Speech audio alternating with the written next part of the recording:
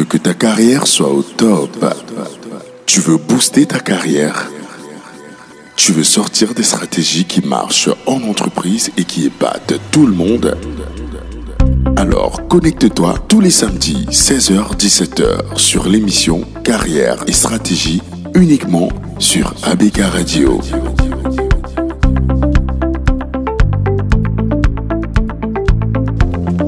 Tu veux que ta carrière soit au top. Tu veux booster ta carrière. Tu veux sortir des stratégies qui marchent en entreprise et qui épatent tout le monde. Alors connecte-toi tous les samedis 16h-17h sur l'émission Carrière et Stratégie uniquement sur ABK Radio.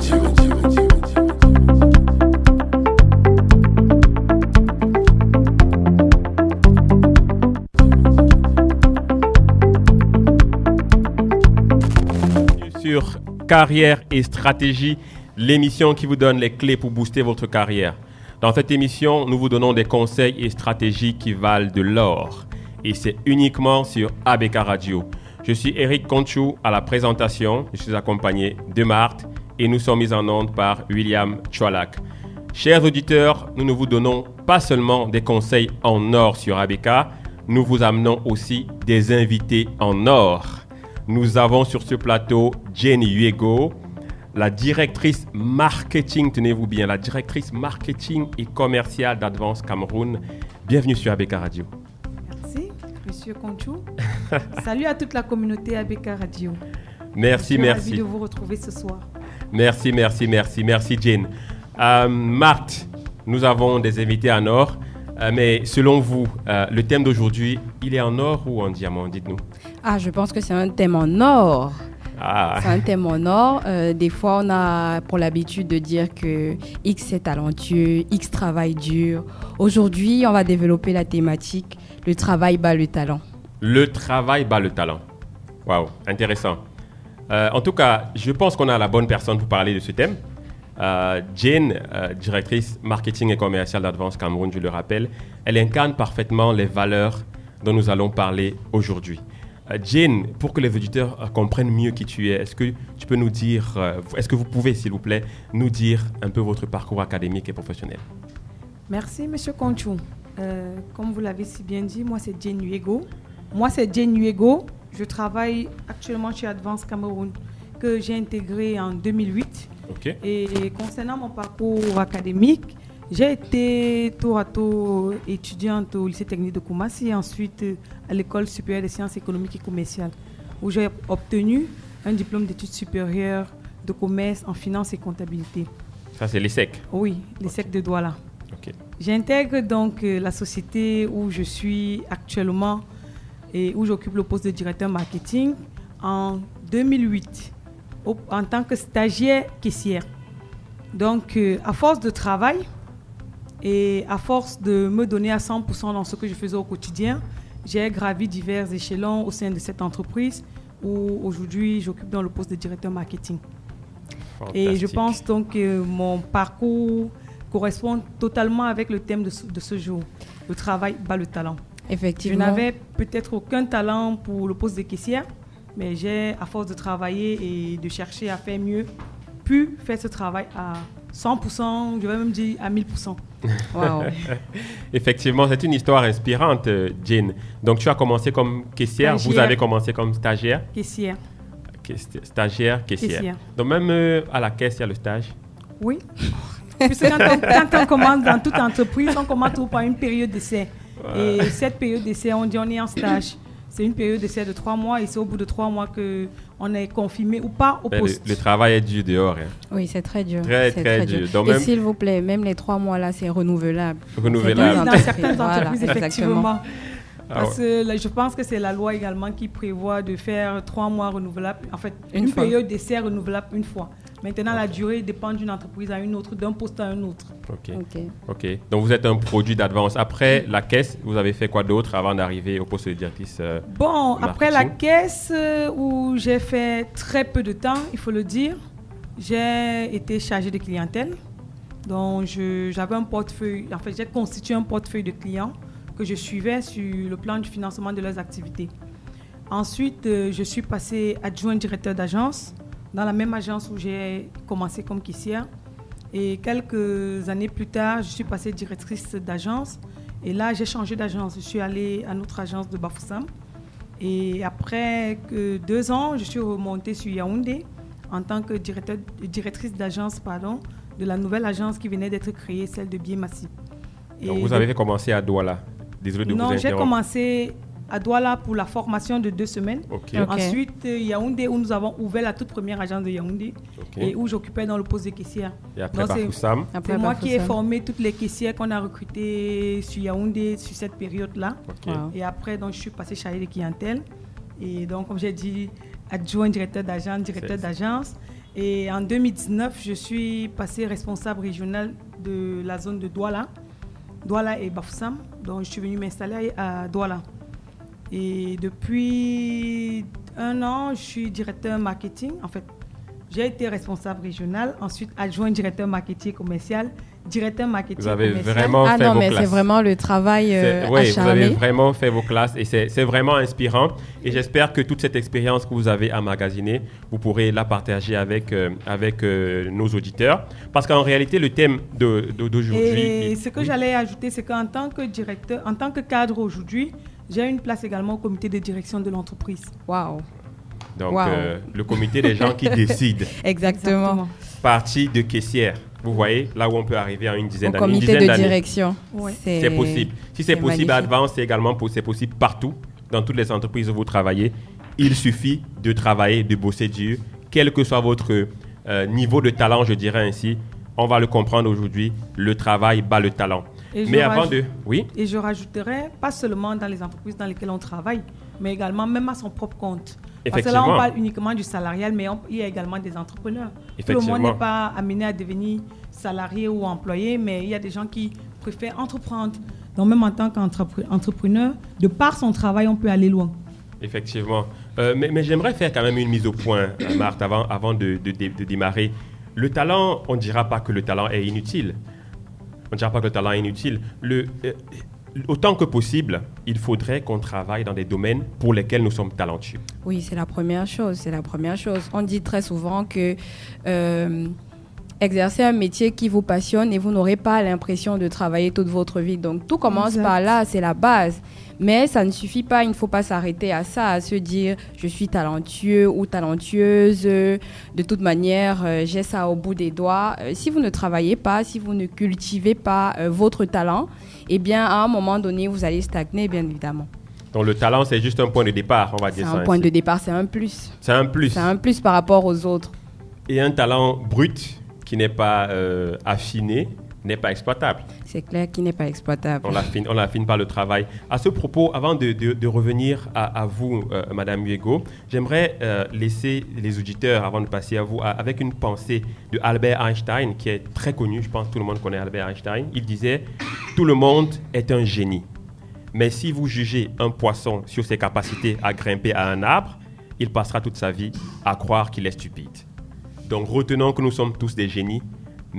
Trouvons les domaines pour lesquels nous sommes un petit peu doués. Mettons-nous au travail et on va faire le max et on va grimper. Madame Hugo, c'est bien beau de dire le travail bat le talent. Mais est-ce que vous avez des conseils? Est-ce qu'il y a une structure, il y a une façon d'aborder le travail qui nous mène donc au succès? Merci, M. Conchou, de me passer la parole. Tout d'abord, je tiens à préciser que c'est important même de définir les thèmes. Quand on dit talent, de quoi est-ce qu'on parle? Quand on dit travail, de quoi est-ce qu'on parle? Maintenant, le talent, c'est une aptitude particulière avec laquelle très souvent on est, qui nous donne des capacités ou bien des aptitudes sur les autres à faire quelque chose de précis. Maintenant, le travail, quant à lui, c'est une activité physique ou intellectuelle qui doit être appliquée à un domaine spécifique pour pouvoir obtenir un résultat. Donc, le travail est ce qui transforme la nature pour satisfaire les besoins de l'homme. Oui, le travail permet de transformer. Exactement. Mais c'est important de le dire. Donc, du coup, c'est d'abord important de comprendre la terminologie des deux thèmes avant de parler de le travail qui bat le talent ou vice-versa. On a affaire à une scientifique. Hein? Ah, ça. Madame la directrice est structurée. Elle est très structurée, voilà. Ok, nous vous écoutons. Donc, pour parler des exemples, on peut avoir du talent Ça, c'est vrai, comme vous l'avez dit, parce qu'on est né avec un don spécifique. Mais si on ne travaille pas ce don, si on ne le met pas en exergue au quotidien, il y a de fortes chances qu'à un moment donné, ce don se transforme plutôt en malédiction, comme on dit souvent, parce qu'on ne l'a pas suffisamment fait évoluer pour pouvoir atteindre nos objectifs. On l'a enterré. C'est exactement ça. Je vais peut-être prendre l'exemple de Ronaldinho aussi, je reviens dans le monde du football, qui est super talentueux. Je ne sais pas s'il a finalement été Ballon d'Or. Je pense qu'il a été Ballon d'Or peut-être une fois. Oui. Combien de fois? 3 fois. Une fois. Non, sur le plateau, on dit 3 fois, on dit une fois. Moi, je pense que c'est une fois. On est 2 à dire une fois, donc on gagne. Avant de faire les recherches, évidemment, je vais faire les recherches sur Google. Donc, non, pour dire que Ronaldinho était super talentueux, je pense que c'est le footballeur que le monde, le plus talentueux que le monde ait connu. Il aurait pu faire beaucoup plus, mais peut-être qu'il lui a manqué suffisamment de travail et de discipline. On va en parler. Donc, mais est-ce que à la base, Ronaldinho avait dit « je vais être le meilleur footballeur de l'histoire ». Est-ce qu'il s'était fixé des objectifs? Exactement. Je pense que ça commence par là. C'est par là que ça commence. Effectivement. Tout commence par là. Et pour justement illustrer ça, on pourrait prendre l'exemple d'Usain Bolt. Okay. Quand il est né, certes, il avait du talent pour la course, mais à force de travail et de se dire « demain, je battrai le record du monde », il est devenu multiple champion du monde et a battu lui-même ses propres records. Donc, son objectif principal était de battre le record du monde. Oui. C'est ça le cap. Exactement. Il a dépassé et après, il s'est dit, mais j'ai atteint l'objectif, je ne m'arrête pas là. Non, il ne s'est pas arrêté. Il se fixe un nouveau cap. Exact. Me battre moi-même. À chaque fois. Exact. Exact. Intéressant. Et de donner le maximum et le meilleur de lui. De se dire, qu'est-ce que je lègue aux générations futures? Je lègue justement ce don exceptionnel que j'avais pour la course. Et donc, de mettre tout en œuvre pour pouvoir être le meilleur, on dit quoi? La meilleure version de soi. Être sur le toit du monde et être la meilleure version de moi. Mais Marc, dites-nous, si on veut transposer ça du sport en entreprise, qu'est-ce que vous diriez en termes de fixation d'objectifs, de carrière? Comment vous voyez la chose? Je pense que dans nos entreprises respectives, c'est la base. Je veux dire, on commence par la fixation des objectifs. Et quand on entre dans une entreprise, il faut savoir où on va. Il faut avoir une vision. Je pense que très souvent dans les entretiens d'embauche, il est courant de dire où est-ce que vous voyez dans 3 ans, où est-ce que vous voyez dans 5 ans. C'est une question qui revient très souvent. Ce n'est pas anodin, c'est de se dire... quand je commence une profession ou une activité professionnelle, il faut avoir à l'esprit où je vais, ce que je veux devenir, ce que je vais faire et à horizon 2 ans, 3 ans, 10 ans. C'est important. Et si je prends le cas de ma propre expérience, quand j'ai commencé ma carrière, j'ai eu la chance d'exercer dans une multinationale dès le début de ma carrière. J'étais au marketing. Et puis, je m'étais dit, il faut qu'en très peu de temps, je fasse le tour de toutes les fonctions pour que demain, s'il y a une opportunité de responsable, que je sois parmi les meilleurs. Donc, j'ai commencé dans un service où j'étais responsable de faire des promotions. Je me suis dit, il faut que je fasse les statistiques, parce que dans le marketing, il y a les statistiques. Il faut que je fasse également de la communication. Et donc, j'ai essayé de toucher. Chaque fois qu'il y avait une opportunité de travailler dans d'autres secteurs d'activité du marketing, je n'hésitais pas pour faire la ronde rapidement. Et après ça, je me suis fixé un nouvel objectif. Donc, voilà. En fait, ce que je rajouterais, c'est justement d'être ouvert à d'autres opportunités quand on travaille. Parce que le travail seul, quand on dit travail, c'est pas le seul élément qui compte. C'est de pouvoir justement avoir une ouverture d'esprit qui permet d'écouter les opportunités qu'on a autour de soi et de se former. De développer sa polyvalence aussi. Beaucoup disent, oui, on m'a donné des orientations, je vais m'y mettre à 500%. Mais parfois, il est important, justement, d'aller voir ce qui se dit ailleurs pour pouvoir améliorer les résultats du travail qu'on attend de soi. Mais effectivement, je pense qu'on est ouvert aussi aux opportunités.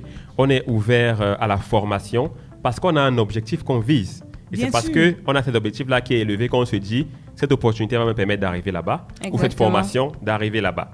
Donc, je pense je profite justement de cette occasion pour dire à nos jeunes qu'il est important justement dans la vie de se fixer des objectifs. Parce que ce qu'il faut également retenir, c'est qu'on a beaucoup de jeunes qui entrent dans le monde professionnel sans objectif clair de ce qu'ils veulent faire. Donc très souvent, je cherche juste de quoi pouvoir m'acheter un petit bout de pain le matin. Effectivement. Mais je ne sais pas exactement qu'est-ce que je veux être dans 5 ans, dans 10 ans, dans 20 ans, ou où est-ce que je serai dans 50 ans. Mais c'est de dire, dès même le primaire, un enfant doit pouvoir se fixer des objectifs sur sa vie. autant professionnel que personnel. Dès le primaire. Oui. Wow. Ah, vous n'exagérez pas un peu, madame. Dès le primaire, l'enfant. Il y a des enfants qui savent très bien ce qu'ils veulent. Et c'est nous maintenant, les parents, qui devons les orienter pour pouvoir atteindre leurs objectifs. Effectivement. Pourquoi Quand pas, nous j'achète. discutons avec nos enfants à la maison, très souvent, quand vous posez la question à l'enfant de 7 ans, 8 ans, 10 ans, qu'est-ce que tu aimerais faire demain? Très souvent, ils ont une vision claire de ce qu'ils veulent faire. Mais en cours de route, ils s'arrêtent parce qu'ils n'ont pas été suffisamment accompagnés. Et c'est nous qui les simplifions parfois. Je vous rejoins finalement. C'est nous qui les simplifions parfois. Et on bride ces enfants qui ont des visions pour leur vie. On les bride. Et quand ils arrivent adultes, ils sont des adultes bridés. Et ils veulent seulement trouver un emploi pour manger. Un gagne-pain. Voilà. Parce que pour vous rejoindre, je prendrai mon exemple personnel. Okay. Moi, quand j'étais en classe de 4e, je voulais faire informatique. Quand j'ai dit à papa que papa, je souhaiterais faire informatique parce que je vais être informaticienne demain, la réponse qu'il m'a donnée, c'est que tu ne peux pas. Wow. Et c'est lui qui m'a donc orienté vers les études commerciales qui m'ont permis justement d'être ce que je suis aujourd'hui. Je ne dis pas qu'il avait forcément tort. Peut-être que j'aurais excellé dans le domaine informatique si j'avais poursuivi mon rêve. Donc c'est pour dire, quelquefois, de temps en temps, nous devons apprendre à écouter nos enfants et nous-mêmes à nous écouter. Donc à savoir ce qu'on veut et se donner les moyens pour arriver à l'objectif qu'on veut. Il n'est pas tard. Il n'est pas tard. Il n'est jamais tard pour apprendre. Vous avez tout fait Advanced. Je suis sûr que vous avez même fait informatique Advanced. Vous pouvez faire une reconversion professionnelle. C'est ce qu'on me dit. Marthe, on dit souvent que travail et discipline sont associés. Est-ce que c'est vrai? Est-ce que ça a un lien? Bien sûr, Monsieur Concho. Le travail, la discipline, c'est une qualité importante quand on veut atteindre ses objectifs. Je dirais que je repose la question à Madame Muego également. La discipline et le travail, vous qui aimez bien définir les thèmes, je ne demande pas de définir. Mais parce que quand je faisais les recherches avant cette émission, je me suis dit, il faut quand même qu'on fasse la différence entre les deux. Moi, j'ai ma définition des choses. Si vous voulez, oui. Je vous la partage. Bien sûr. En fait, la discipline, selon moi, c'est en fait le fait d'avoir de la consistance. C'est-à-dire, je peux travailler 1 jour, 2 jours, même 1 mois, et après, je lâche. C'est cette consistance-là, sur le temps, qui donne un résultat selon moi. Est-ce que vous êtes de mon avis, Madame Yego? Oui, parfaitement. Et j'ajouterais que la discipline également, c'est de définir une routine. Une routine de travail. De se dire... vous lisez dans mes pensées déjà. On dirait que la directrice lit dans mes pensées. Parce que le terme routine, c'est vraiment ça. De se dire, OK, comment j'organise ma journée, comment j'organise ma semaine, comment j'organise mon mois. Je me suis fixé pour objectif... aujourd'hui, je suis pour un entrepreneur, par exemple, parce que je prends le cas d'un entrepreneur. J'ai un chiffre d'affaires de 100 000 francs aujourd'hui et je souhaiterais le doubler dans 2 mois, 6 mois. Comment je fais pour y arriver? Ça veut dire, le premier jour du mois, qu'est-ce que je dois mettre en place? De 8h à 10h, qu'est-ce que je dois faire? De 11h à midi, qu'est-ce que je dois faire? Donc, de faire un planning de sa journée, de sa semaine, de son mois, pour pouvoir atteindre l'objectif. Et de se tenir à ce planning. C'est ça la discipline. C'est très important. C'est ça la discipline. Et quand on ne peut pas s'y tenir, de prendre 1 minute, d'essayer d'analyser pour comprendre pourquoi on n'a pas pu atteindre l'objectif de l'heure, de la journée, et de voir comment réorienter. Parce que tant qu'on ne fait pas cet exercice, il y a de fortes chances qu'à la fin, l'objectif ne soit pas atteint. Effectivement. Donc je pense que le discipline rime très bien avec routine. Si vous avez décidé d'imprimer une marque, vous êtes une marque, hein, nous sommes tous des marques en entreprise, de vous dire, OK, je veux qu'on retienne de moi que je suis quelqu'un qui arrive tôt au travail, arriver tous les jours à l'heure, à cette heure-là. Si vous voulez qu'on retienne de vous que vous êtes quelqu'un qui est toujours concentré dans son travail, soyez toujours concentré et laissez le Congossa à côté.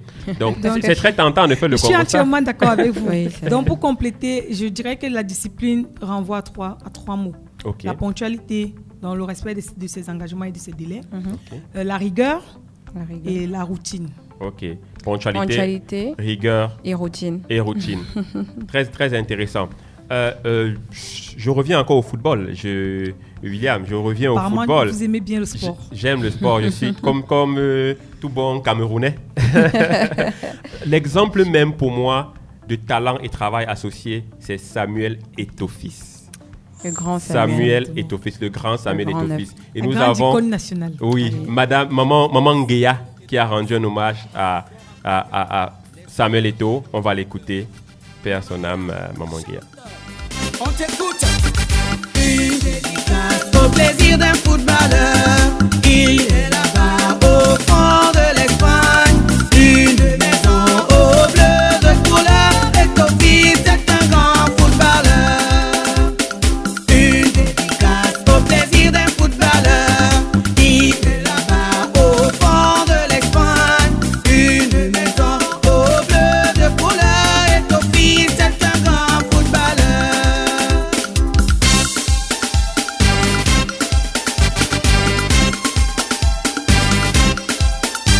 Le jeune aîné gentil, léger comme un papillon. Il s'appelle Monsieur Eto'o, le fils de la KSA. Merci Gilbert Kadji, président. Ngado Manfred aussi te support. Papa Eto'o, c'est un lion indomptable. Tout le Cameroun est derrière toi. Papa Eto'o, ballon d'or africain. Tous les Banais te soutiennent aussi. Papa Eto'o, père de lance de la nation. Tu es l'espoir de tout un peuple. Papa Eto'o, ballon d'or africain. Toute la ville te soutient champion. Il n'a pas passé tout son temps à rigoler. Il apprenait sérieusement bien son football. Il n'a pas passé tout son temps à rigoler. Il apprenait sérieusement bien son football. C'est fini, le temps s'en va. Quand à Eto'o, il s'en va au FC Barcelone. Barcelone. Il apprenait sérieusement bien son football. Basta. Et Coco Mosé. Il n'a pas passé tout son temps à rigoler. Il apprenait sérieusement bien son football. Il n'a pas passé tout son temps à rigoler. Il apprenait sérieusement bien son football. C'est fini, le temps s'en va.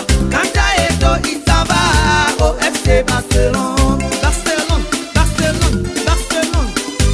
Quand à Eto'o, il s'en va au FC Barcelone.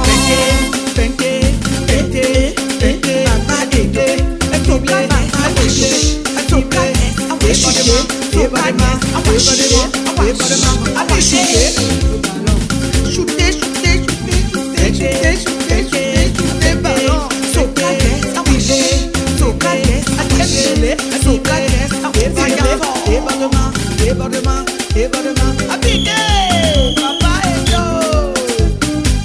Ballon qui est très dangereux. Eto'o-Fils. Shooter,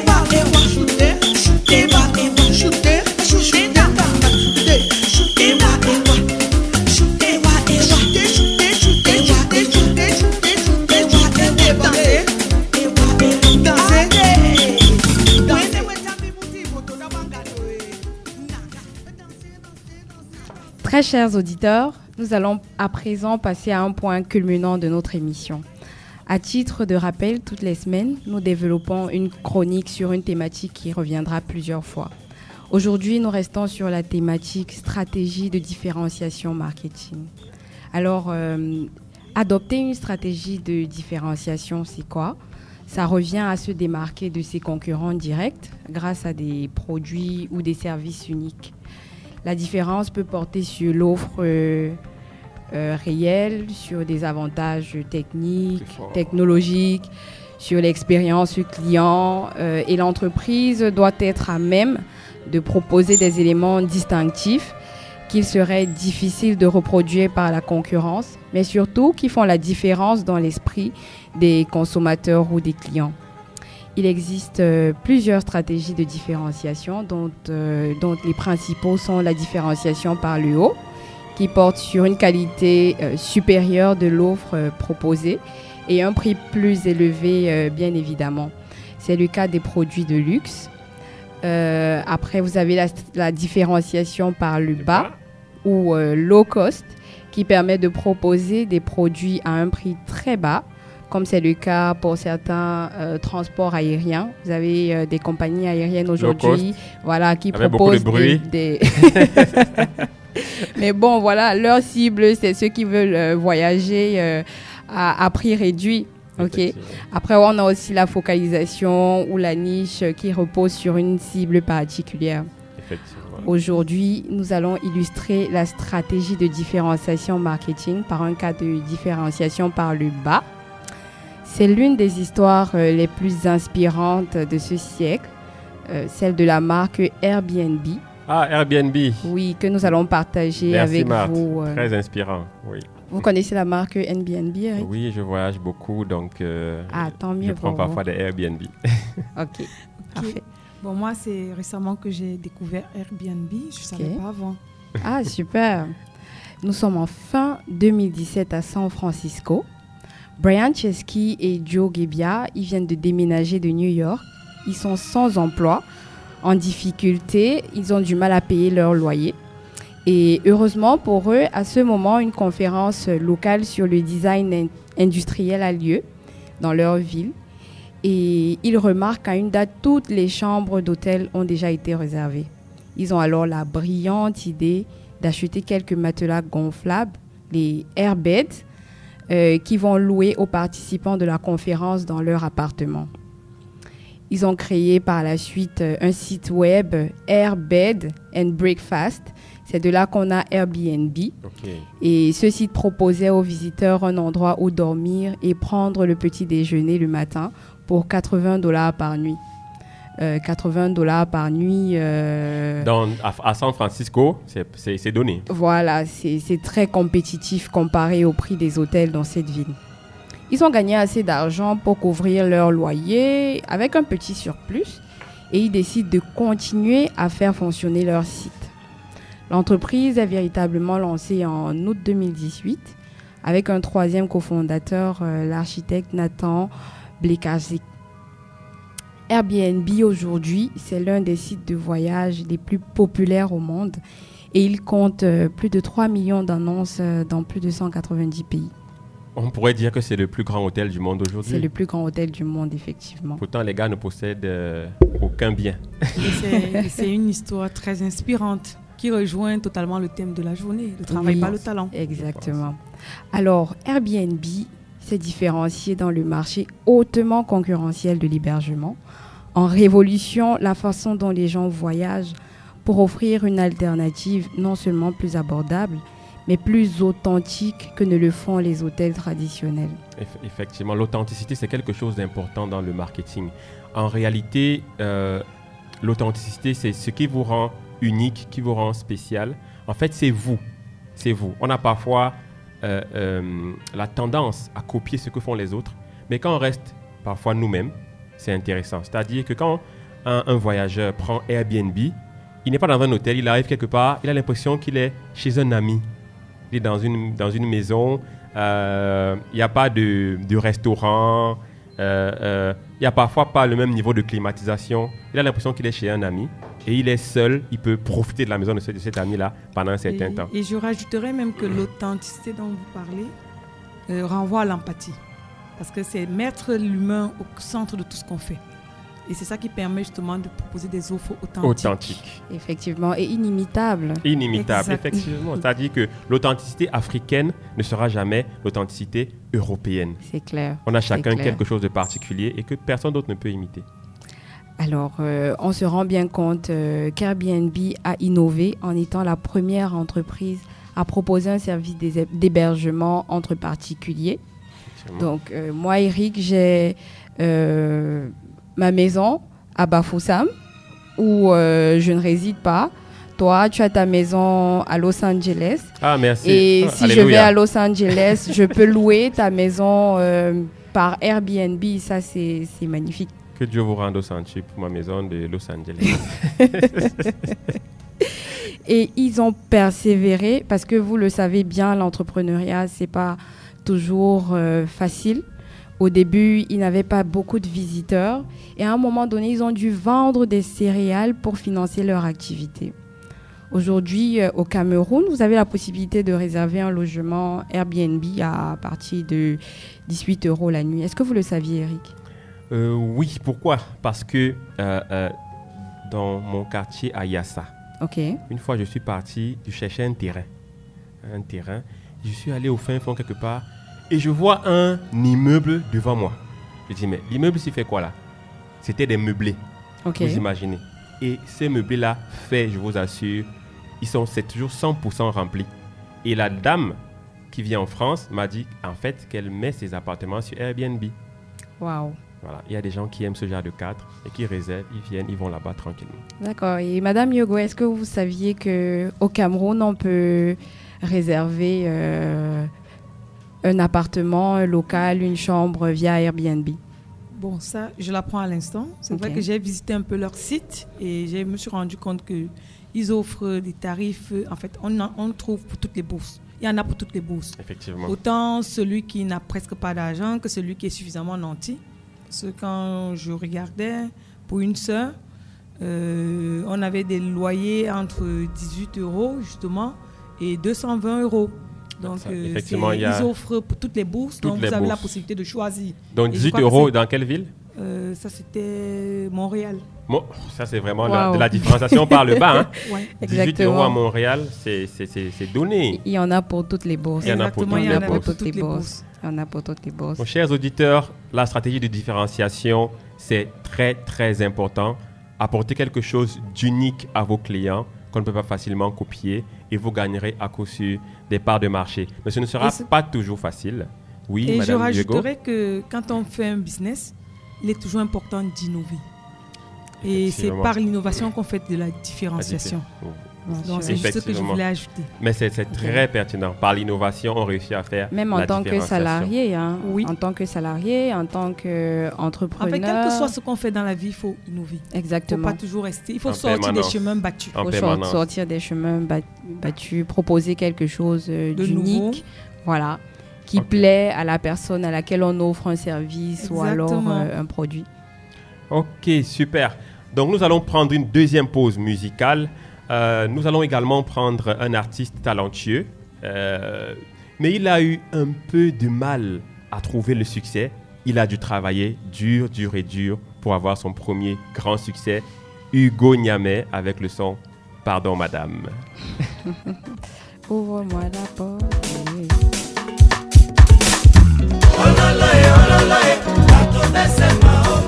Soso, Nya Élysée, Président Konda Tchanga, Chali et Kouala.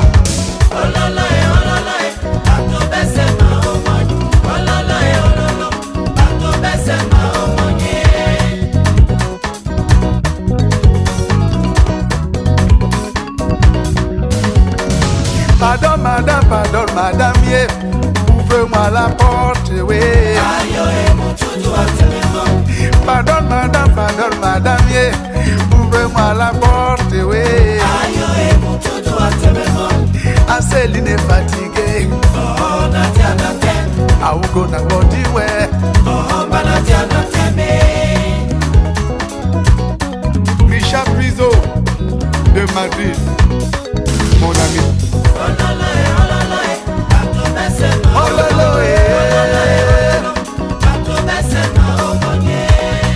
Ma soeur est premier de Paris. Pardon madame, yeah. Ouvre-moi la porte, oui. Pardon madame, yeah. Ouvre-moi la porte, oui.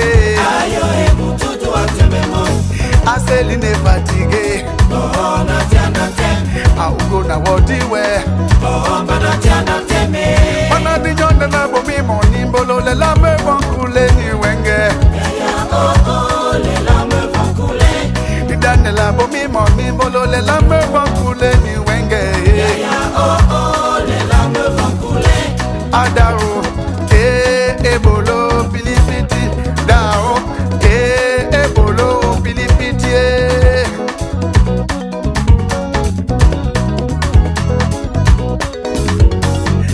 date o ma baise banjabi mama wa bo to te da no ko baise te banjabi mama we bia sona to one wa sawa quand ma jo marigoe personne n'était témoin maintenant vous payez marigo tu appelles témoin ouais tu vends la ouais tu vas me payer ça et vous y amener tu portes de la ouais tu vas me payer ça et wa bien balai. Chers auditeurs, nous sommes de retour avec le thème « Le travail bat le talent ». Vous l'avez bien compris, il y a des phases quand même, il y a des guidelines qu'on vous donne dans cette émission et nous espérons que vous les intégrez au fur et à mesure. Le premier élément dans la carrière, c'est de fixer les objectifs. Premier élément, de fixer les objectifs. Donc, deuxième élément, travail et discipline. Travail et discipline. À ce sujet, Bruce Lee disait quelque chose de très intéressant. Je ne crains pas l'homme qui a pratiqué 10 000 coups une fois, mais je crains l'homme qui a pratiqué un coup 10 000 fois. Je l'ai piqué sur le mur de mon boss, donc si mon boss m'écoute en ce moment, je lui fais un coucou. Je ne crains pas l'homme qui a pratiqué 10 000 coups une fois, mais je crains l'homme qui a pratiqué un coup 10 000 fois. Parce qu'en réalité, en matière de combat, celui qui a 1001 fois travaillé l'uppercut, quand son uppercut entre, vous le recevez, hein? Ça, quand l'uppercut du gars qui a travaillé ça 10 000 fois entre, vous le percevez. Mais pour celui qui a testé un uppercut, testé le magashi, qui a testé le tacle, plusieurs types de mouvements, quand il le donne, on n'a pas l'impression qu'il y a un effet quelconque sur nous. Donc voilà. Je prendrai un autre exemple pour illustrer le travail et la discipline. On a dit, en premier, on se fixe un objectif. Et en deux, on travaille et on a une routine, comme le disait Madame Hugo. On travaille régulièrement pour atteindre l'objectif qu'on s'est fixé. Benzema disait, je suis devenu le 9 que je voulais être. Je suis devenu le numéro 9 que je voulais être. Au départ, Benzema, comme tout jeune joueur, bien évidemment, il a un talent, il tape dans le ballon, on le coach, mais il a des idoles. Et au fur et à mesure, il se dit, je veux devenir quel numéro 9? Et Benzema a réussi à devenir le numéro 9 qu'il voulait être. Et il a été finalement Ballon d'Or. Il a été Ballon d'Or devant des joueurs qui semblaient beaucoup plus talentueux que lui. Vous vous souvenez de la génération 89? La génération 89, on avait des Ben Arfa, Sami Nasri, qui étaient tous promis à un meilleur avenir, à une meilleure carrière que Benzema. Mais finalement, à la fin, c'est Benzema qui a été, on dira, le meilleur. Il a été Ballon d'Or parce qu'il avait des objectifs clairement fixés, mais également qu'il a su avoir le travail acharné et la discipline qu'il fallait pour y arriver. Donc, nous allons quand même continuer notre petit bout de chemin avec les différentes guidelines sur ce thème. Et nous allons arriver quand même, Madame Hugo, il arrive que dans le parcours du travail, qu'on ait des difficultés. Oui. Et je pense que, comme on le disait avant l'émission, la gestion des moments difficiles est clé. Oui, c'est capital même, je dirais. Okay. Parce qu'il est important dans la vie, quand on traverse des moments difficiles, de se poser les bonnes questions. Parce que très souvent, ce qui arrive, c'est que des personnes qui traversent des moments difficiles se laissent aller et parfois ne réussissent pas à relever le torse et à avancer. Or, il est important justement d'essayer de comprendre pourquoi est-ce que ça arrive. Et pourquoi est-ce que ça arrive, c'est justement par son travail qu'on essaye de le comprendre. Je disais donc, c'est par son travail qu'on essaye de comprendre pourquoi est-ce que ce qui nous arrive. Okay. Et comment je fais pour pouvoir corriger le tir ou alors éviter que cela ne m'arrive encore demain. Comment est-ce que je traverse ces moments difficiles? Parce que des difficultés, on les rencontre tous les jours et on continue à les rencontrer. Tant que l'on vit, c'est ça, être humain. L'être humain se caractérise par tout ce qui est facile, par tout ce qui est difficile et par les joies qu'on retire d'avoir traversé les moments difficiles. Ok, mais ce que vous avez dit est important. Il faut garder la vision en tête. Exactement. C'est-à-dire, même quand on a des moments difficiles, on garde la vision en tête et on garde la foi, la résilience, la confiance en soi. Marthe. Oui, bien sûr. Les moments difficiles, comme elle a dit, Madame Hugo, il y en aura toujours. Il y en aura toujours parce que voilà, la vie, ce n'est pas un long fleuve tranquille. Il y a toujours, dans le milieu professionnel, il y a les coups bas, il y a des boss avec qui on ne s'entend pas. Les coups bas, comme la différenciation par le bas, ou c'est pas la même chose? Non, c'est pas pareil. Il y a des clients vraiment pas du tout agréables. Mais face à toutes ces difficultés-là, il faut garder l'objectif en tête et se dire que c'est juste des zones de turbulence et que voilà, on va les traverser et qu'on va atterrir. Exactement, il faut savoir prendre son souffle, prendre du recul et rebondir. Mais donc il faut éviter d'intervenir à chaud quand on a des difficultés. Oui, il faut retrouver le calme. Exactement. Et se dire quelle est la bonne décision, la bonne action à prendre face Exactement. à ce moment difficile. Exactement. Mais est-ce qu'on est obligé de se débrouiller seul dans ces moments difficiles-là? Est-ce qu'on est obligé de se débrouiller seul, Marthe? Bien sûr que non, bien sûr que non. Heureusement qu'on est entouré. Il faut chercher du soutien technique et psychologique. Les difficultés qu'on a peuvent être d'ordre technique, on n'arrive pas à réaliser certaines tâches, on a du mal à comprendre comment réaliser une mission. On se rapproche des personnes qui peuvent nous donner un coup de main, qui peuvent nous accompagner pour qu'on y arrive. Et après, le côté psychologique aussi, c'est important. C'est pour ça qu'il est bon d'être entouré de bonnes personnes aussi. Des personnes à qui on peut se confier, qui peuvent nous faire comprendre que, voilà, peut-être on est en train de voir le verre à moitié vide plutôt que de le voir à moitié plein. Des personnes qui peuvent nous remotiver, nous redonner envie d'avancer et de continuer. Je suis entièrement d'accord parce qu'en cas de difficulté, il faut chercher de l'aide. Il faut savoir où chercher de l'aide et comment chercher de l'aide. C'est important. Mais est-ce qu'il faut attendre la difficulté pour chercher de l'aide? Aujourd'hui, il y a une tendance en entreprise. Je vous avoue que moi qui vous parle, je n'ai pas encore rejoint la tendance, mais des collègues à moi ont des mentors. Ils ont des mentors qu'ils voient régulièrement et qui les coachent et avec qui ils évoluent. Est-ce que c'est un conseil que vous donneriez à des petits frères à vous, Madame Hugo, d'avoir des mentors? Bon, personnellement, oui. Même si je n'en ai pas de façon clairement définie. Je suis donc pas seul. Mais vous progressez quand même très bien. Ce qui est certain, c'est que je regarde beaucoup ce que font ceux qui sont passés avant moi. Okay. J'essaye de m'inspirer de ce qu'ils font, de ce qu'ils ont fait de positif. Parce que dans la vie, on n'est pas tout ce qu'on fait n'est pas forcément bon ou mauvais, mais c'est de se rassurer que ce qu'on prend, il est positif et que ça nous aide véritablement, nous, à avancer, que ça nous aide, nous, à avancer et à atteindre notre objectif. Parce qu'il faut rester focus sur l'objectif qu'on s'est fixé. Il ne faut pas aller dans tous les sens.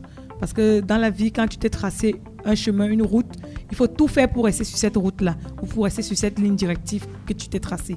Donc, tu as l'obligation ou bien le devoir de pouvoir te rapprocher de ceux qui sont passés avant toi parce qu'ils ont essuyé des écueils que tu peux éviter justement en discutant avec eux, en échangeant avec eux. Et c'est là où on parle souvent de mentoring, de coaching, de développement personnel. Oui. Donc, il y a différents noms à cette façon de faire, de trouver de l'aide et de pouvoir avoir les bonnes astuces pour atteindre son objectif. Et j'irais même plus loin pour dire qu'il y a des entreprises qui mettent carrément des plans de mentoring en place. Pour des employés qui viennent de rejoindre l'entreprise. Mais maintenant, si dans votre entreprise, vous n'avez pas un plan pareil, il faut le faire. Il faut prendre l'initiative de le faire. J'ai des stagiaires que j'ai accueillis très récemment. J'ai un qui est en cuisine et qui, par exemple, voulait travailler dans le restaurant. Je lui ai dit, ne te limite pas à ça. Aujourd'hui, tu es en cuisine. Si ton objectif, c'est de travailler dans le restaurant, tu as la chance d'être en entreprise. Rien ne t'empêche, quand tu as terminé ton service, d'aller voir le directeur du restaurant pour lui dire, OK, voilà, est-ce que vous pouvez m'accompagner sur ça, sur telle problématique ou sur telle compétence que j'ai envie d'acquérir? Je suis entièrement d'accord avec vous parce que moi également, c'est mon expérience personnelle. Quand j'étais caissière, je ne me limitais pas à faire le travail de caissière pour lequel j'étais payée et pour lequel on m'avait recruté. J'étais tout le temps avec mes collègues chargés de clientèle parce que c'est ça que moi je visualisais, être chargé de clientèle. Wow. Ce qui fait que je donnais de mon temps. À l'époque, les chargés de clientèle avaient l'habitude de travailler le week-end. Or, nous, on n'ouvrait pas le week-end, donc samedi et dimanche. Ce qui fait que je m'étais accordé avec eux et on avait un planning de travail. C'est ça. Tous les samedis et tous les L'exemple- dimanches. l'exemple parfait. Tous les Soutien samedis technique. et tous les dimanches, j'étais sur le terrain avec L'exemple eux, parfait. à prospecter, donc L'exemple chercher des parfait. clients, Wow. à faire des visites d'activité et parfois à monter des dossiers et à présenter pour qu'ils le corrigent. Ce qui fait que quand j'ai pris la fonction de chargé de clientèle, c'était beaucoup plus facile pour moi parce que j'avais déjà certains prérequis ou bien caractéristiques ou bien aptitudes que j'avais acquis de par ces accompagnements que je faisais sur le terrain. Donc c'est pour Effectivement. dire, quand on a un plan clair de sa carrière, on doit se donner les moyens d'atteindre ses objectifs. On ne doit pas attendre que les autres définissent les moyens pour nous, mais nous-mêmes, on doit s'auto-former. Madame Phoning, qu'est-ce qu'elle disait? Que la vie, c'est la bastonnade. Exactement. Voilà. Et c'est la bonne expression. La vie, c'est la bastonnade. bastonnade. Personne ne viendra vous donner des cadeaux. C'est à vous de tout faire pour atteindre vos objectifs. Ah, merci. Que l'on soit dans le salarial ou l'entrepreneurial, parce Bien que sûr. c'est l'un ou l'autre. Merci pour vos conseils précieux, que ce soit Madame Yego, la directrice marketing et commerciale d'Advance Cameroun, que ce soit Marthe Kounchou, qui est une très grande responsable de ressources humaines dans le plus bel hôtel de la place. On a oublié de le dire quand elle parle de programme de mentoring. C'est les choses de HR. Ça, merci pour votre Exactement. expertise, Madame Kounchou. vous en Je vais rapidement récapituler ce qu'on s'est dit aujourd'hui. On reprécise bien, le talent est très important. Autant que possible, travaillez dans des secteurs d'activité où vous êtes quand même un minimum doué. Une fois que ça c'est dit, fixez-vous des objectifs. Ayez une vision de carrière. Travaillez dans la discipline. Mettez-vous des routines et respectez-les. Il arrivera des moments de chute. Comme le disait l'artiste, rise and fall. Il y aura des moments où vous allez chuter. Et quand vous chutez, vous devez savoir comment gérer les moments difficiles. Tous les grands de ce monde ont eu des moments difficiles et ont réussi à les surmonter. Cherchez du soutien technique pour évoluer dans votre domaine d'activité et psychologique parce qu'il y a toujours des moments difficiles. Et ne l'oubliez jamais, vous devez régulièrement évaluer votre carrière pour savoir où vous en êtes. On s'est fixé un cap. Est-ce qu'on y arrive? Est-ce qu'on y est déjà? Madame Yego a dit Usain Bolt voulait battre le record du monde. Quand il a battu le record du monde, il a dit je me fixe un nouveau cap. C'est ainsi dans vos carrières, vous devez vous fixer des caps et évaluer où vous en êtes. Vous savez, la vie ce n'est pas la course. À chacun sa course, à chacun de se dire voilà ce que je veux, voilà à quoi je veux arriver, voilà à quoi doit ressembler ma carrière et à s'évaluer régulièrement et à ajuster les choses au fur et à mesure. Chers auditeurs, ne soyez pas intimidés par des personnes que vous pensez plus talentueuses que vous, par des personnes que vous pensez plus qualifiées que vous. Par la force de votre travail, vous pouvez y arriver et même les dépasser. Merci Madame Yego d'avoir été sur ce plateau. Et exactement, parce que ce qu'il faut retenir, c'est que si le talent détermine la ligne d'arrivée, c'est bien le travail, c'est bien la ligne de départ, c'est bien le travail qui définit la ligne d'arrivée. Merci pour cette belle conclusion. Merci Marthe. On va remercier également le metteur en ondes, William Choualak. Merci William. Merci William d'être avec nous à chaque fois.